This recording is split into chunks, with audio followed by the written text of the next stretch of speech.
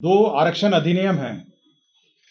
पहला वाला है बिहार पदों एवं सेवाओं की रिक्तियों एवं आरक्षण अनुसूचित जाति, अनुसूचित जनजाति एवं अन्य पिछड़ा वर्ग अधिनियम 1951 तथा संशोधित बिहार अधिनियम 17/2002 एवं संशोधित अधिनियम 19/2023। साथ ही साथ जो शैक्षणिक संस्थाओं का भी 2023 में जो आरक्षण अधिनियम है, इन दोनों को भारत के संविधान 9वीं सूची में शामिल करने हेतु राज्य सरकार की अनुशंसा भेजने का निर्णय हुआ। 9th शेड्यूल का मतलब यह है कि वह उस 9th शेड्यूल में वैसे अधिनियम है, एक्ट है, जिस पर न्यायालय का हस्तक्षेप नहीं होता है। उदाहरण स्वरूप जो आरक्षण का अधिनियम है, जो तमिलनाडु सरकार का अपना अधिनियम है, वह 50% से ऊपर का आरक्षण है, जो 9th शेड्यूल में वह अंकित है 1994 में। आज मंत्रिपरिषद में 38 एजेंडों पर निर्णय हुआ और साथ ही साथ 2 अन्य बिंदु पर भी विचार हुआ जो मंत्रिपरिषद के सदस्यों ने प्रस्तुत किया। सबसे महत्वपूर्ण जो बिंदु है, 38 एजेंडा है और 2 मंत्रिपरिषद के सदस्य भी रख सकते हैं एक्स्ट्रा एजेंडा, तो कुल 40 मामले हैं। सबसे महत्वपूर्ण मामला जो आज मंत्रिपरिषद के समक्ष विचारार्थ आया, वह है कि दो आरक्षण अधिनियम हैं।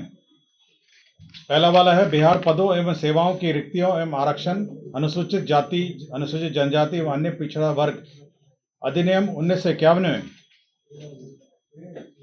तथा संशोधित बिहार अधिनियम 17/2002 एवं संशोधित अधिनियम 19/2023।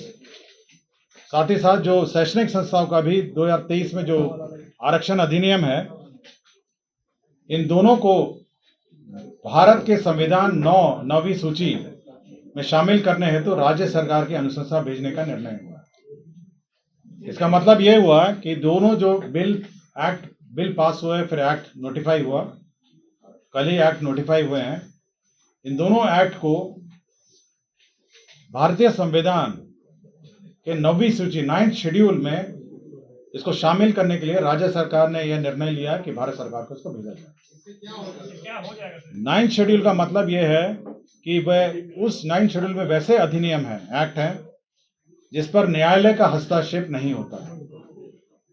उदाहरण स्वरूप जो आरक्षण का अधिनियम है, जो तमिलनाडु सरकार का अपना अधिनियम है, वह 50% से ऊपर का आरक्षण है, जो 9th शेड्यूल में वह अंकित है 1994 में।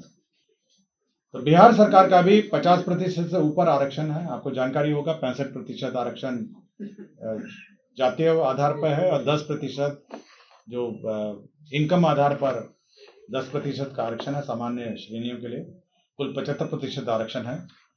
तो इन दोनों अधिनियमों को संविधान के 9th शेड्यूल में रखने, 9वीं सूची अधिसूची में शामिल करने के लिए राज्य सरकार ने भारत सरकार को भेजने की अनुशंसा की। ये निर्णय महत्वपूर्ण निर्णय है कैबिनेट का, ताकि इस पर न्यायालय का हस्तक्षेप, जो 9th शेड्यूल है उसमें न्यायालय में विचाराधीन ये मामले नहीं होते हैं। तो यह एक महत्वपूर्ण निर्णय है जो कैबिनेट ने